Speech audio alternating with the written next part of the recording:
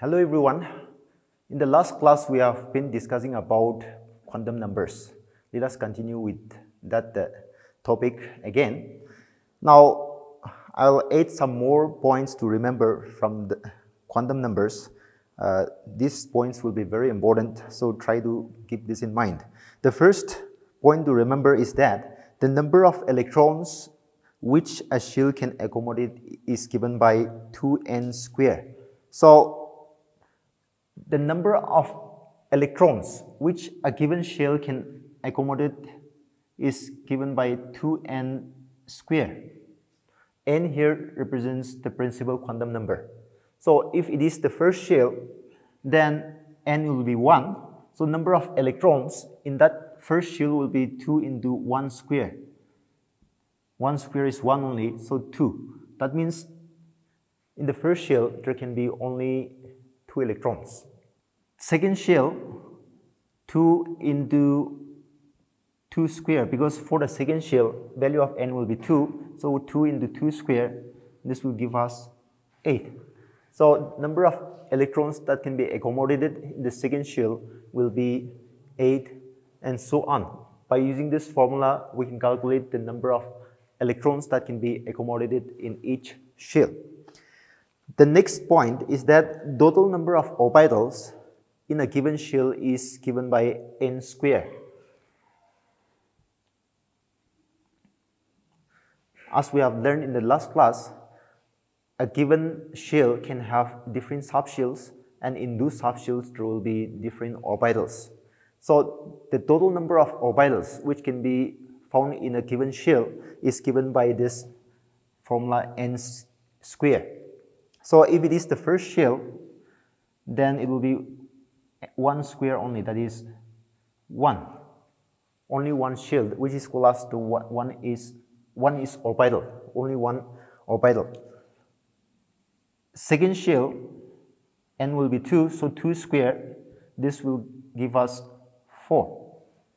4 shells. Now let us go back to the different quantum numbers again. Principal quantum number is n, azimuthal quantum number L, magnetic quantum number M, and spin quantum number S. Now for n, it can have different values like 1, 2, 3 depending on which shell the orbital belongs. So n can have different whole number values like 1, 2, 3 and so on. L can have values from 0 up to 1 less than the value of n. M can have values from minus L through 0 up to plus L. That is what we have learned. And S can have values, only 2 values, that is minus plus 1 by 2 or plus 1 by 2. So let us see here again. If n is equal to 1, L can be 0 only, M also can be 0 only.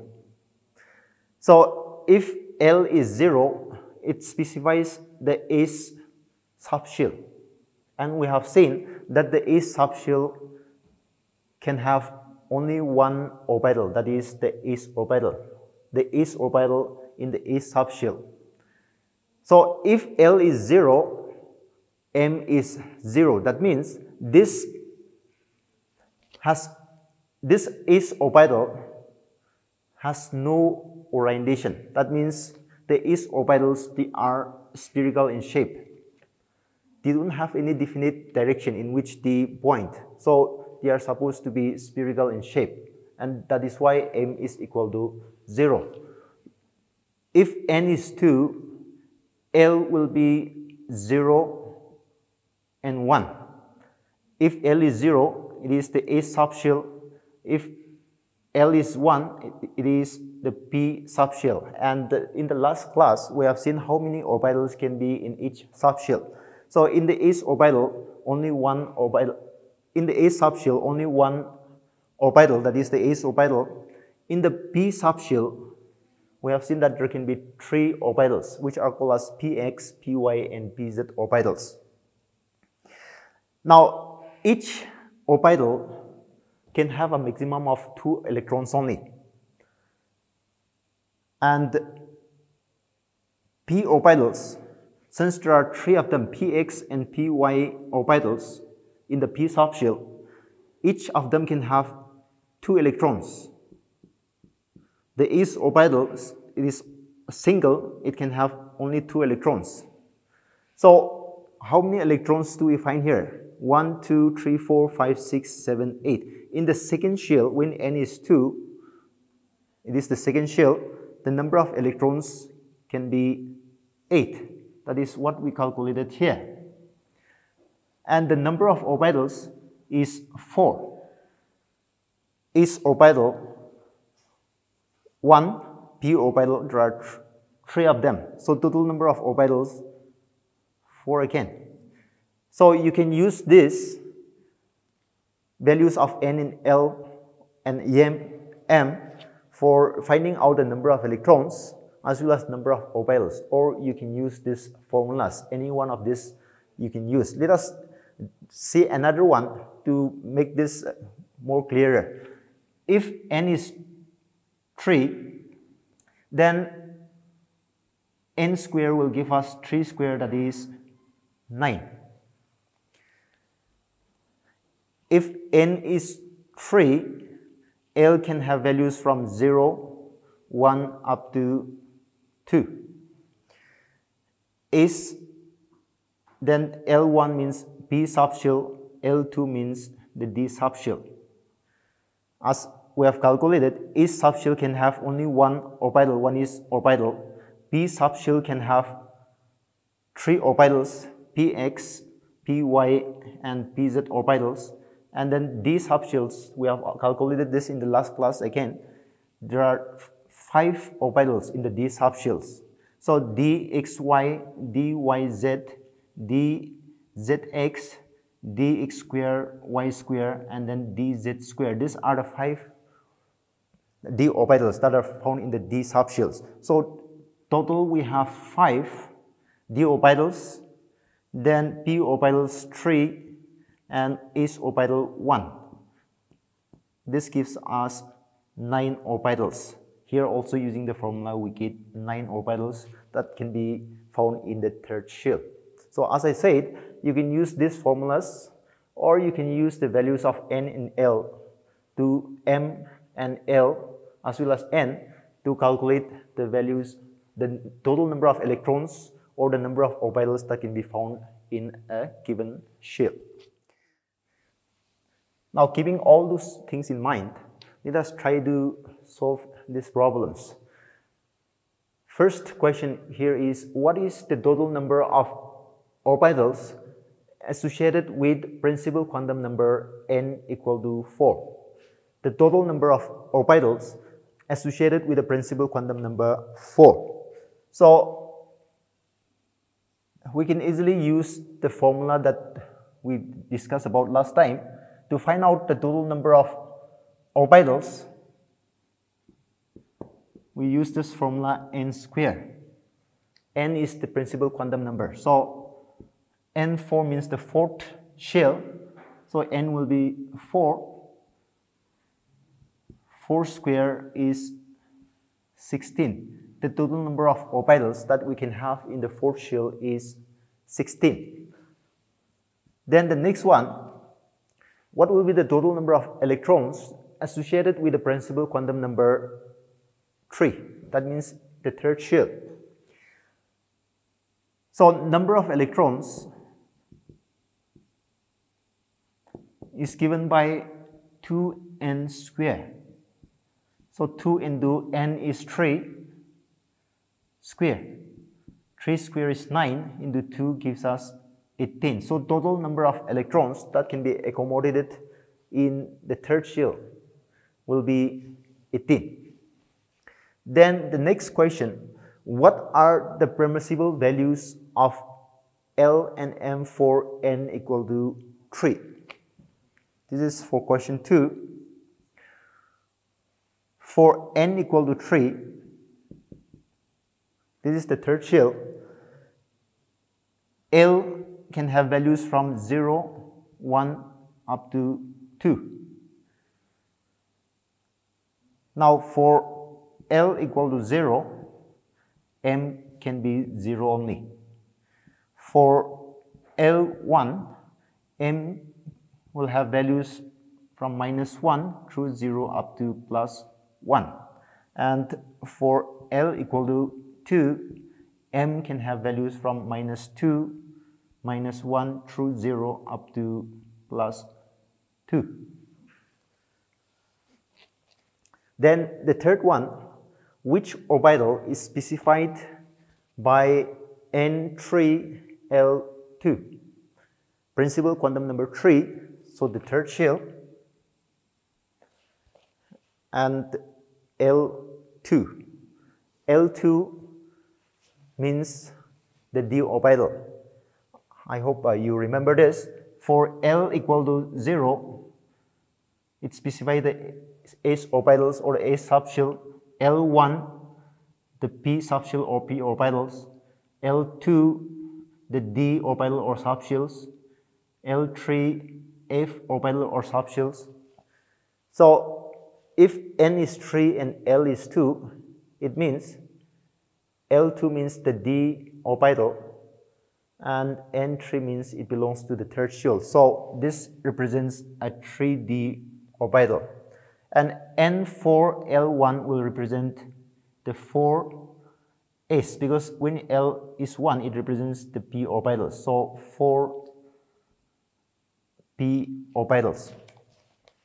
If L is 0, suppose we have a question like n equal to 2, L equal to 0, then this will represent the 2 s orbital, because if L is 0, it represents the s orbitals or subshells. Next, let us see something about the arrangement of electrons in these different orbitals of an atom. The arrangement of electrons in orbitals of an atom is called as the electronic configuration of the atom. Now, to write these electronic configurations of different atoms, we follow 3 rules. And these 3 rules we have to keep in mind if we want to write the correct electronic configurations of different atoms. The first rule is the Aufbau principle. Now, this principle states that in the ground state of atoms, the orbitals are filled in order of their increasing energies. That means, according to this principle, the lower energy orbitals will be filled up first, and gradually higher energy orbitals will be filled later. Now, how do we find out the energy of these orbitals? We use a rule which is called as the N plus L rule to find out the energies of the orbitals. N represents the principal quantum number, L is the azimuthal quantum number. So suppose we have an orbital 1s. 1s means the principal quantum number is 1, and the azimuthal quantum number s means it will be 0. L value of L will be 0. So 1s, value of n for the first shell orbital will be 1, and value of L for the s orbital will be 0. So this gives us a value of 1. N plus L value for 1s orbital will be 1. For 2s orbital, N plus L value will be 2 plus s. Value of L for s orbital will be 0 again, so this gives us 2. Likewise, if we have 2p orbital, N plus L value will be 2 plus, for p orbital L is 1. So 2 plus 1, that is 3. Then we go to the 3s orbital. Its N plus L value will be 3 plus 0, that is 3. If we write 3p orbital, then N plus L value will be 3 plus 1, that is 4. 3d orbital, N plus L value will be 3 plus 2, because for d orbital, L value will be 2. So 3 plus 2 gives us 5. In the same way, we can find out the n plus L values of all the orbitals. Now, those having lower n plus L values will have lower energy. So, if we just see this, 1s orbital has lower n plus L value than 2s, then put 2p and 3s orbitals have the same n plus L values. In such cases, where n plus L values are the same for two orbitals, the one which has higher n value will have higher energy. So if 2p, its n plus L value is 3, 3s also its n plus L value is also 3. In this case, we see the n values. 3s has higher n value, it's 3. 2p orbital, its n value is 2 only. So even though their n plus L values are the same, this one will have higher energy. So after calculating the n plus L values and finding out which will have higher and lower energy, we arrange these orbitals in a series like this. Starting from 1s, which has the lowest n plus L value, then comes the 2s. After that will come 2p. Then next will come the 3s orbital, then 3p, then 3d. Now let us check for 4s also. 4s, its n plus L value will be 4 plus, for s orbital L is 0, so 4 plus 0, that is 4 only. Now again, 3p and 4s have the same n plus L values. However, 4s has higher n value. Its n value is 4. For this one, its n value is 3 only. So even though n plus L values are the same, 4h, this has higher n value. Therefore, 4s will have higher energy than 3p. So we can write it like this. Now, when we come to 4s and 3d, this is actually in the third shell, this in the fourth shell. But n plus L value for 3d orbital is higher than that of 4s orbital. So 3d orbital will have higher energy than 4s. So when we write down the orbitals like this, we may write 4s after 3d because this is in the fourth shell, this is in the third shell. But when we fill up the electrons, 4s orbital will be filled up before 3 orbitals because this has lower energy. This is according to Aufbau's principle. Lower energy orbitals will be filled first, and only then the higher energy orbitals will be filled gradually. The next rule is called as the Pauli's exclusion principle. According to this, only 2 electrons can exist in the same orbital, and these electrons also must have opposite spin. So we have written down different orbitals here. When we fill up electrons, we can put only 2 electrons in each orbital. An orbital can have a maximum of only 2 electrons. And these 2 also should have opposite spins. That is what this Pauli's exclusion principle says. We will see the third rule in the next class. That is all for today. Thank you.